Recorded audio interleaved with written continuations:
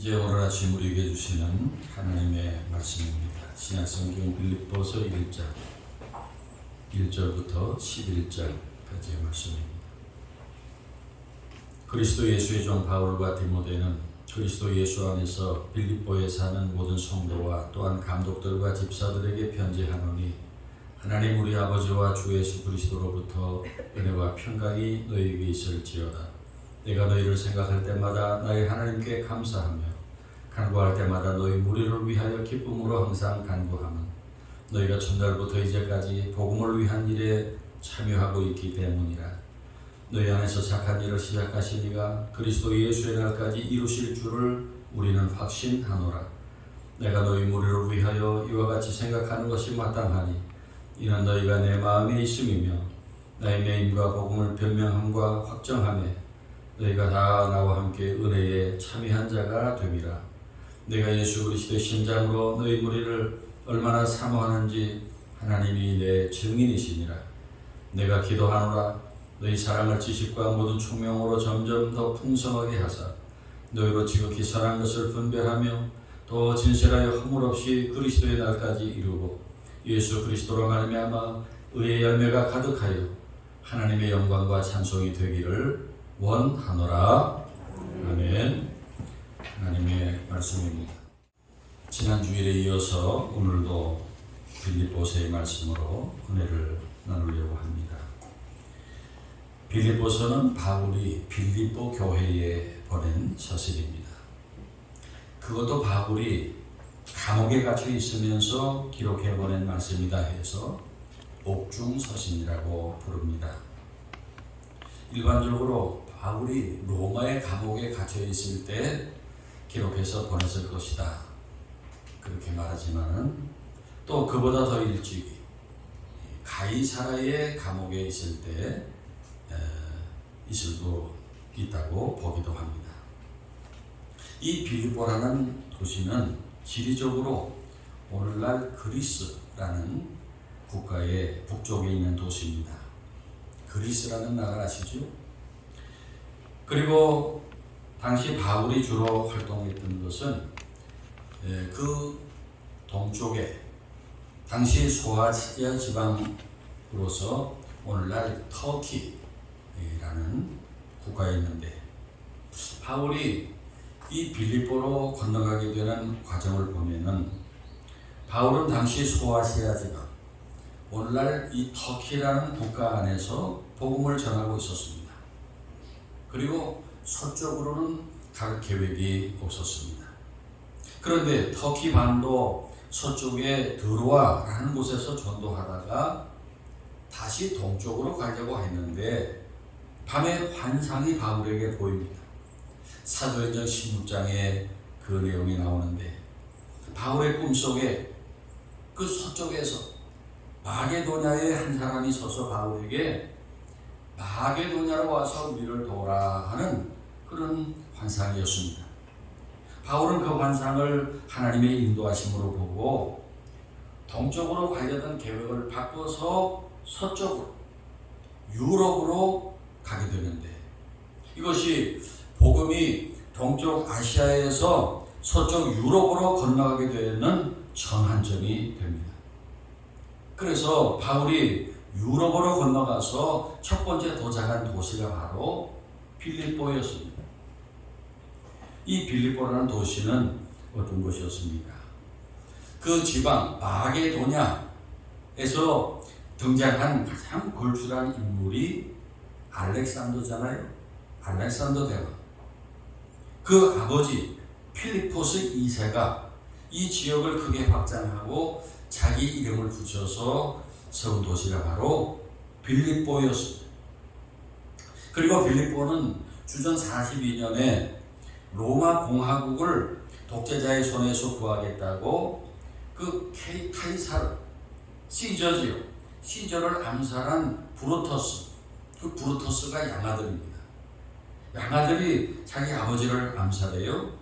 그 브루터스와 카시우스가 여기 빌립보에서 안토니우스와 젊은 옥타비아누스와 결전을 벌여서 패한 후에 자멸을 한 이 결전에서 승리한 옥타비아누스가 후에 올라원에서 아우구스투스라는 그런 칭호를 얻게 된 곳이기도 합니다.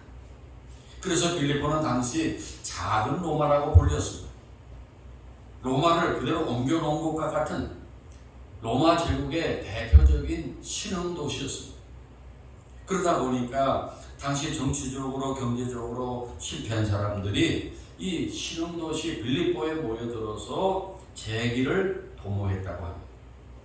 그렇게 당시 빌립보는 실패한 사람들에게 새로운 희망과 기대를 갖게 했던 도시였습니다. 그런데 바울이 제2차 선교 여행을 하면서 당시 소아시아에서 유럽으로 방향을 돌려서 첫 번째 도착한 도시가 바로 이 빌립보였고, 여기에서 바울이 전도해서 교회가 세워지게 되는데, 이 교회가 바울이 개척하여 세운 유럽의 최초의 교회입니다. 사도행전 16장에 보면은 빌립보에서 어떤 사람들이 예수를 믿게 됩니까? 바울이 안식일에 기도할 곳을 찾아서 강가로 내려가서 거기 앉아서 거기 모여있는 여인들에게 복음을 전했는데, 거기서 예수 믿게 된 사람이 옷감 장사 루디아였습니다. 이 루디아는 유대인이 아니에요. 이방인으로서 신기하게도 그 바울이 전하는 복음을 마음을 열어 받아들이고 자신과 온 가족이 세례를 받아서 기독교인이 되었습니다. 그리고 강권에서 바울과 일행을 그 집에 머물게 합니다. 그래서 그 집에서 빌립보 교회가 시작이 됩니다. 이 루디아라는 여인이 바울의 전도로 유럽 최초의 그리스도인이 된 사람이에요. 이 루디아는 자손도 많아서 자신의 집을 교회와 또 바울과 일행이 지낼 처소로 내놓았습니다. 그리고 또 사도행전 16장을 보면은 그 빌립보에서 바울과 실라가 전도하러 다니다가 점을 치는 귀신 들린 요정을 한 사람 만납니다. 이 귀신 들린 요정이 바울과 실라를 따라다니면서 계속 큰 소리로 떠드는 거예요. 뭐라고 떠드냐면은 이 사람들은 지극히 높은 하나님의 종으로서 구원의 길을 너에게 전하는 자다. 이 귀신이 알기는 알아요. 그래가지고 이 바울과 실라를 따라다니면서 같은 소리로 이렇게 계속 떠드니까 바울이 귀찮아가지고 그 귀신을 보고 예수 이름으로 명하노니 그 사람에게서 나와라 하니까 귀신이 즉시 나옵니다. 이 귀신 들렸던 여인, 이 귀신 들렸던 나은 여인이 빌립보 교회의 창립 멤버가 됩니다. 그때 그 요정을 통해서 돈을 벌던 주인이 이제 돈벌이가 끊어진 것을 알고 바울과 실라를 당국에 고소했지요. 뭐라고 고소하느냐 하면은 이 사람들이 유대인인데 우리 성을 심히 요란하게 하여 로마 사람인 우리가 받지도 못하고 행하지도 못할 풍속을 전한다 해서 관리가 그 바울과 실라의 옷을 찢어 벗기고 매를 때려라 해서 매를 맞고 발이 착고에 채워져서 깊은 감옥에 갇혔는데, 한밤중에 바울과 실라가 일어나서 기도하고 찬송합니다. 그때 갑자기 큰 지진이 나면서 감옥문이 다 열리고 발에 착고들이 다 풀리고 거기 모든 사람의 매인 것이 다 벗겨졌어요. 우리 성경에 그렇게 다 나옵니다. 그때 간수가 자다가 깨서 이 감옥문들이 열린 것을 보고 죄수들이 다 도망갔구나. 그래서 칼을 들어서 자결을 하려고 하는데 그때 바울이 도망치지 않고 그 간수에게 네 몸을 상하게 하지 마라. 우리 다 여기 있다. 그래서 간수가 바울과 실라 앞에 엎드려서 뭐라고 말합니까? 선생이요, 내가 어떻게 하여야 구원을 받으리까 묻습니다. 감옥문이 열렸는데도 도망가지 않고 권세 있게 말하는 바울과 실라를 보면서 구원의 길을 가르쳐줄 선지자라고 한 것입니다. 그래서 바울이 그 간수에게 주 예수를 믿어라, 그리하면 너와 내 집이 구원을 받으리라 하고 복음을 전하여서 간수와 온 가족이 다 세례를 받고 그리스도인이 됩니다. 이렇게 해서 세워진 교회가 빌립보 교회에서요. 이런 사람들이 모인 교회가 빌립보 교회. 얼마나 믿음이 살아있고 은혜 충만한 교회였을까요? 그런데 바울이 그곳을 떠나 전도 여행을 마치고 감옥에 갇혀 있을 때 빌립보 교회에 대한 소식을 듣게 됩니다. 교회에 좋지 않은 일이 발생한 것입니다. 오늘 본문 뒤에 27절부터 29절까지의 내용을 보면은 27절에 오직 너희는 그리스도의 복음에 합당하게 생활하라 한 걸 보면은 복음에 합당하게 생활하지 않는 교인들이 있었던 것 같습니다. 또 28절에 보면은 복음을 대적하는 자들도 있었어요. 유대인들의 위협이 있었고 빌립보 교인들의 신앙의 순수성을 훼손하는 사람들이 있었어요. 그리고 교인들 간에 상호 불신하는 일들이 벌어지고 있었어요. 빌립보 2장에 보면은 다툼과 허영이 있었고 원망과 시기도 있었어요. 그리고 29절에 보면은 빌립보 교인들에게 상당한 고난도 있었던 것 같습니다. 바울이 그렇게 열심히 복음 전하여 세워놓은 빌립보 교회로부터 이런 소식을 듣게 될 때 얼마나 마음이 아팠겠어요. 그래서 오늘 우리가 보고 있는 이 빌립보서를 써서 보내게 됐는데 오늘 본문 1절부터 11절까지의 말씀을 보세요. 바울의 놀라운 믿음을 보게 됩니다. 1절 2절에서 빌립보 교회를 위해 인사를 전하면서 축복합니다. 하나님 우리 아버지와 주 예수 그리스도로부터 은혜와 평강이 너희에게 있을지어다. 은혜와 평강을 축복합니다. 그렇게 축복하는 것은 그것이 바울에게 있었다는 거예요. 은혜와 평강이 있었다는 거예요. 은혜라는 것은 헬라어로 카리스라는 단어인데 하나님께서 죄인들에게 값없이 주시는 사랑, 한이 없는 사랑을 가리킵니다.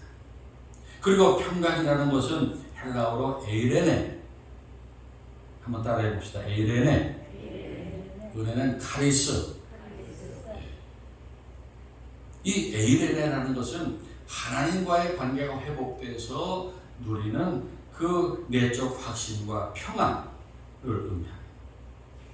바울에게 이런 은혜와 평강이 있었어요.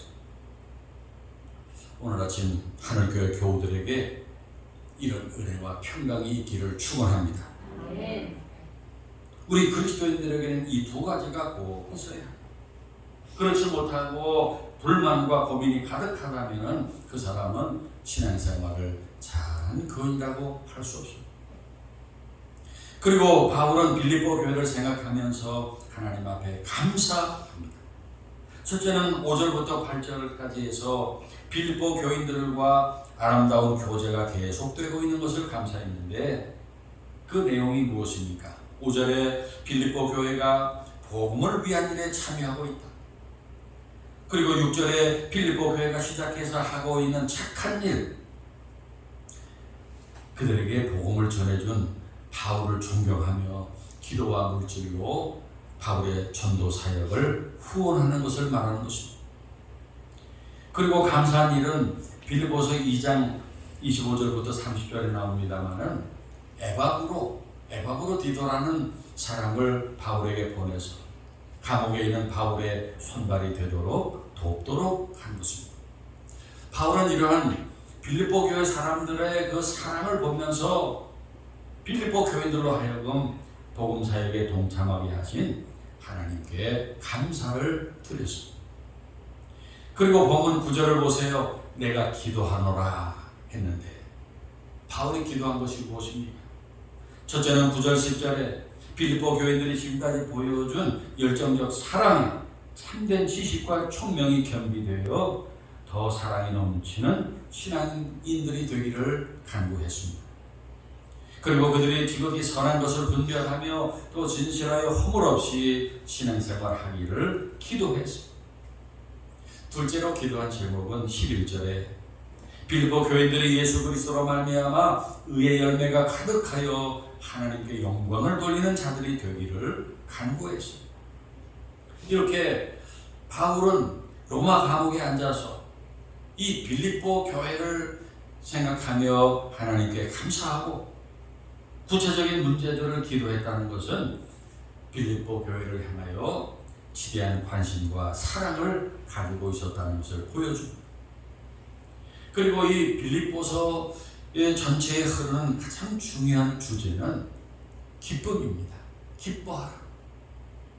빌립보서 2장 17절 18절에 만일 너희 믿음의 재물과 섬김 위에 내가 나를 전제로 드릴지라도 나는 기뻐하고 너희 무리와 함께 기뻐하리니 이와 같이 너희도 기뻐하고 나와 함께 기뻐하라 했습니다.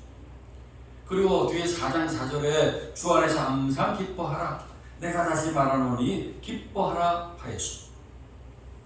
그리고 이 빌립보서에 많이 등장하는 단어가 감사, 은혜, 평강, 하나님의 영광, 찬송 이런 단어들이 이런 표현들은 감옥에 갇힌 죄수가 쓰는 단어들이 아니에요. 그런데 바울은 어떻게 그 괴롭고 고통스러운 감옥에서 밖에 있는 그리스도인들을 향해서 기뻐하라, 감사하라, 그리고 은혜와 평강이 있기를 축복할 수 있었을까요? 그 이유가 무엇입니까? 본문 8절에 내가 예수 그리스도의 심장으로 너희 우리를 얼마나 사모하는지 하나님이 내 증인이시니라 그랬어요. 내가 예수 그리스도의 심장으로 너희를 사모한다. 너희 나에게 예수 그리스도의 심장이 있다 하고 바울이 말합니다. 그렇습니다. 바울이 말할 수 없이 괴롭고 그 불편한 감옥 안에서 언제 어떤 일이 벌어질지 알 수 없고 갑자기 끌려나가 죽을 수도 있는 감옥에서 밖에 있는 그리스도인들을 향해서 놀라운 복음을 전하고 있는 것입니다. 하늘교회 교우 여러분, 오늘 여러분 마음에 가슴에 바울이 가졌던 그러한 은혜와 평강이 있습니까? 기쁨과 감사가 있습니까? 빌립보 교회를 향해서 가졌던 그런 사랑이 있습니까? 이런 것이 없고 실망과 낙심과 불평이 가득하다면, 분노와 증오가 가득하다면 그 이유가 무엇일까요? 그에 대한 답은 예수 그리스도의 심장입니다. 바울이 내가 예수 그리스도의 심장으로 너희를 사모한다고 말한 그것이 예수 그리스도의 심장으로. 영어 성경 킹 제임스 버전에 보면은 예수 그리스도의 심장으로라고 하는 말을 in the bowels of Jesus Christ. 이 bowel이라고 하는 단어는 창자 그런 말이에요. 애간장 그런 뜻이요. 그러니까 예수 그리스도의 창자로, 예수 그리스도의 애간장으로 너희를 사모한다 그런 뜻이에요. 여러분, 그렇게 애간장이 끊어질 듯한 간절함으로 누구를 사모해 본 적이 있습니까? 그런 적이 없다면 예수 그리스도의 심장, 예수 그리스도의 애간장을 갖지 못해서 그렇습니다. 여러분, 오늘날 우리 사회가 얼마나 메말라 있어요. 지난 월요일 울산의 한 아파트에서 8살간 아이가 학교를 가던 길인지 아파트 안에서 그 목줄을 하지 않은 시커먼 개에게 공격을 받아가지고 물어뜯긴 사고가 있었어요. 여러분 뉴스에서 보셨는지 모르겠어요. 영상으로 그걸 보여줬는데 그때 그 어린아이가 개에게 확 물려가지고 완전히 그냥 기절하다시피 돼 있고 개를 물어뜯는데 그때 어떤 여자가 우산을 쓰고 그걸 보고 급히 피해서 도망치는 그런 모습이 나왔어요. 어린아이가 그 개에게 물어뜯기는 걸 보고 그 지나쳐 도망가는 그 여인의 모습이 섬찟합니다. 오늘날 사람들의 마음을 보여주는 것 같아서 그랬어요. 오늘날 이런 무관심과 이기주의가 얼마나 무서운 것인지 몰라요. 요즘에 집에 강도가 들어오면은 강도야 하고 외치면 안 되고 불이야 하고 외쳐야 된답니다. 강도야 하면은 어떤 피해를 당할지 몰라서 신고를 안 하네. 그런데 불이야 그러면은 혹시 자기 집에 피해가 올까봐 뛰어나가가지고 신고를 한다. 그런 웃지 못할 이야기가 지금 우리 사회의 현실입니다. 여러분들은 각자 도생이라는 말을 들어보신 일이 있습니까? 남이야 살든지 죽든지 각자 알아서 살아야 한다 하는 그런 것을 의미하는 것입니다. 다른 사람은 살든지 죽든지에 대해서 관심 갖지 않는 이 무관심이 무섭습니다. 가족 간에도 대화가 별로 없고 부모와 형제 간의 왕래가 없습니다. 관심 갖는 것이 귀찮고 남들이 어떻게 사는지 관심이 없습니다. 아파트에 10년을 이웃에 살아도 이웃집 사람 얼굴을 모르고 사는 시대에 그렇게 사는 것이 행복이라고 생각하는 사람들이 많습니다. 그런데 그런 무관심의 종착점이 무엇일까요? 그 마지막에 몰락이라는 것이 역사의 질문이에요. 여러분, 인도라는 큰 나라가 있지요. 그 나라가 영국의 식민 지배를 오래 받았는데 그 영국이 식민 지배를 하기 전 300년 넘게 무굴 제국이라는 그 이슬람 국가에 의해서 지배를 받았어요.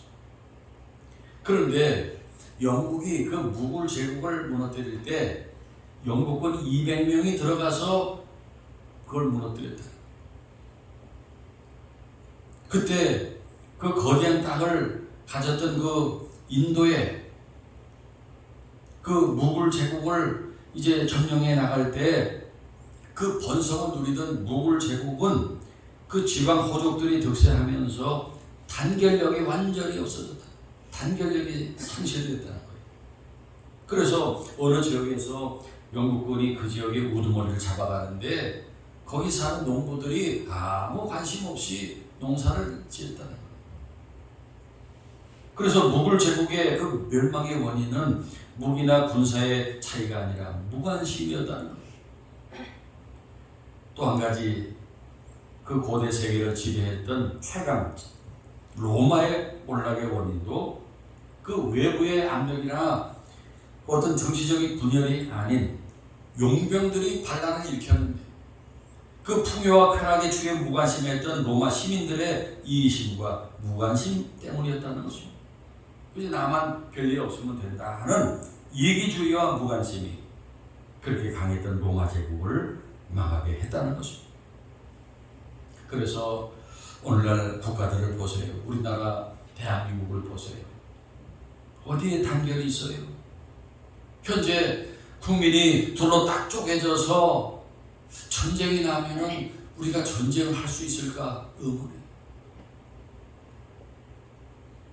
그리고 우리 교회와 가정도 마찬가지요. 모두 각자 도생이 각자 알아서 살자 하는 이런 방식은 망하는 길로 가는 것입니다. 미움보다 더 무서운 것이 무관심이라고 합니다. 모두가 무관심하면은 거기에 정의도 없는 거예요. 모두의 무관심이 거대 악을 만들어내는 것입니다. 요즘 교회들은 어떨까요? 우리 교인들이 주일날 습관처럼 교회로 나오지만은 하나님 나라 그리고 하나님 말씀에 대해서 관심이 없어요. 그저 나 하나 건강하고 나만 잘 살고 내 가정 내 자녀만 잘 살면 됩니다. 말씀을 들으면서도 하나님께서 정말 원하시는 것이 무엇이냐에 관심이 없고 거기에 나에게 좋은 일이 있느냐에 관심을 가집니다. 늘 내가 기준이에요. 교회에서 무슨 행사 무슨 일을 벌여도 관심이 없어요. 수련회를 가든지 부흥회를 하든지 새신자가 왔든지 관심이 없어요. 예배 시간에 광고하는 것들에 대해 아무 관심이 없고 다른 교인에 대해 관심이 없습니다. 그러나 오늘 빌립보서의 바울을 보세요. 예수님의 심장, 예수님의 그 애간장이 끊어지는 심정으로 빌립보 교회와 성도들을 사랑하고 위하여 구체적으로 기도했습니다. 오늘 아침 우리 하늘교회가 우리 모두가 예수님의 심정을 갖기를 바랍니다. 예수님의 그 애간장 끊어지는 심정으로 내 가정을 보고 내 교회를 보며 우리 이웃들과 이 나라 대한민국을 볼 수 있기를 바랍니다. 오늘날 사람들은 어찌 그렇게 남 탓을 하고 미워하고 증오하며 살까요? 그렇게 저마다 서로 저주하고 증오하는 나라, 그런 가정, 그런 교회가 앞으로 어떻게 될까요? 망하는 것밖에 더 있겠습니까? 오늘 본문에서 바울은 빌립보 교회를 축복합니다. 은혜와 평강이 있기를 축복했어요. 그리고 빌립보 교회를 보면서 하나님께 감사했습니다.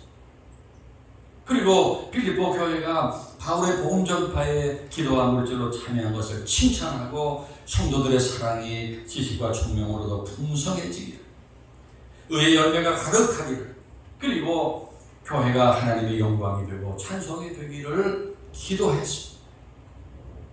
사랑하는 여러분, 우리는 누구든 축복해줘야 됩니다. 나와 관계없는 사람도, 나와 관계가 나쁜 사람에게도, 나와 반대편에 있는 사람에게도 축복해줘야 돼요. 복을 빌어주는 것입니다. 그렇게 서로 축복하는 사회가 미래가 있고 희망이 있습니다.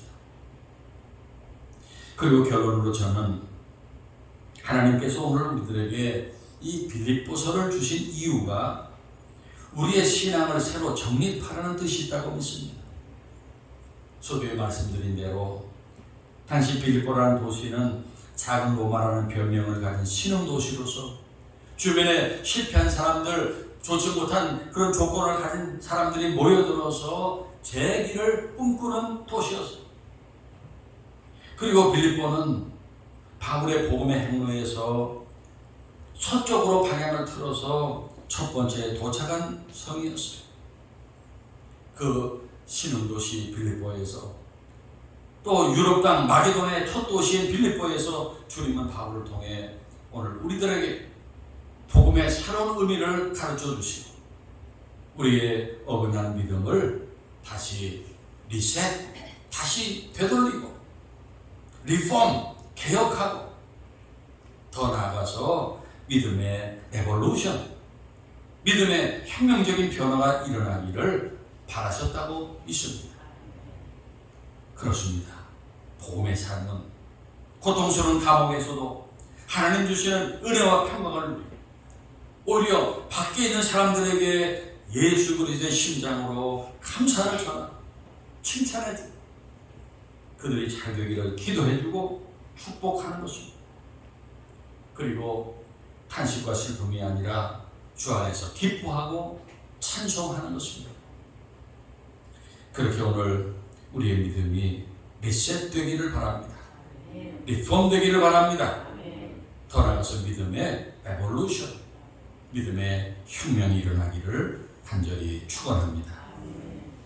오늘 말씀을 생각하면서 지금까지 시들고 변질된 우리의 믿음이 감사하고 기뻐하며 축복하는 믿음으로 새롭게 다시 세워지기를 잠시 기도하겠습니다. 그리고 지금 여러 가지로 어려움에 처해 있는 이 대한민국이 다시 안정을 회복하고 모든 사람들이 걱정 없이 사는 나라가 되기를 잠시 기도합시다. 우리 한 3분 간절히 기도하겠습니다. 하나님 아버지, 오늘도 저희들 아버지 말씀을 통해서 다시금 우리의 시들은 믿음, 어긋난 믿음을 다시 새롭게 세워주심을 감사합니다. 하나님 아버지, 저희들의 믿음이 다시 우리 예수 그리스도의 심장을 통해서 참으로 축복하며 기뻐하고 감사하며 또 모든 사람들에게 관심을 가지고 사랑하는 그런 믿음으로 새로워지게 하여 주시옵소서. 아버지 하나님, 오늘날 모든 교회들이 다 이렇게 여러 가지 갈등과 다툼과 또 여러 가지 고통 가운데 있습니다. 하나님 아버지, 우리 하늘교회부터 모범적인 교회가 되게 하여 주시옵소서. 예수 그리스도의 심장을 전부 가지고 서로를 위하여 위로하고 격려하고 축복하게 하시고 늘 감사하고 칭찬하고 또 기뻐하며 찬송하는 우리 하늘교회가 되게 하여 주시옵소서. 먼저 나 자신의 믿음부터 예수 그리스도의 심장으로 새롭게 세워지게 해주시고 예수님의 그 사랑으로 모든 것을 바라보며 기도하게 하여 주시옵소서. 하나님 아버지, 총체적으로 어려운 가운데 있는 우리 대한민국을 하나님께서 붙들어 주시옵소서. 아버지 하나님, 정치적으로 경제적으로 모든 사람들이 걱정 없이 사는 나라가 되게 하여 주시옵소서. 아버지 하나님 믿습니다. 이 대한민국을 사랑하셔서 일제의 그 강압 정치에서 통치에서 또 유교의 그 전쟁 속에서 이 나라를 구원해 주신 것을 감사합니다. 하나님, 이 땅을 사랑하시는 우리 하나님의 뜻을 저희들이 잘 받들고 우리 대한민국을 위하여 늘 기도하며 축복하며 서로 화합하고 하나 되는 나라로 세워갈 수 있도록 도와주시옵소서. 먼저 우리 그리스도인들이 그 일에 앞장서게 해주시고 역할을 하게 하시고 빛과 소금이 되어서 아버지 하나님의 서로 대립하고 분쟁하고 갈등하는 모든 사람들을 저희들이 화합시키고 하나 되게 하는 아버지 그런 역할을 감당할 수 있도록 도와주시옵소서. 우리 대한민국이 앞으로 아버지여 온전히 아버지여 국민이 하나가 되고 마음이 하나가 되고 뜻이 하나가 되어서 이 세계 속에 아버지의 치열한 이 경쟁 속에서 살아남고 또 마지막 제사장 나라의 사명을 감당할 수 있도록 역사해 주시옵소서. 복을 내려 주시옵소서. 역사 속에 수많은 잘못된 것들을 고치고 살리신 하나님 아버지, 오늘 빌립보서를 통하여 우리의 어긋난 믿음, 복음에 대한 생각을 고쳐주시고 새롭게 세워주시는 은혜를 감사드립니다. 오늘날 각자 도성의 원리만 난무하는 세상에서 저희들 예수 그리스도의 심장을 가지고 애간장이 끊어지는 심정으로 내 이웃을 사랑하며 하나님 주신 은혜와 평강으로 저들을 축복하고 하나님 기뻐하시는 공동체를 만들어가게 하옵소서.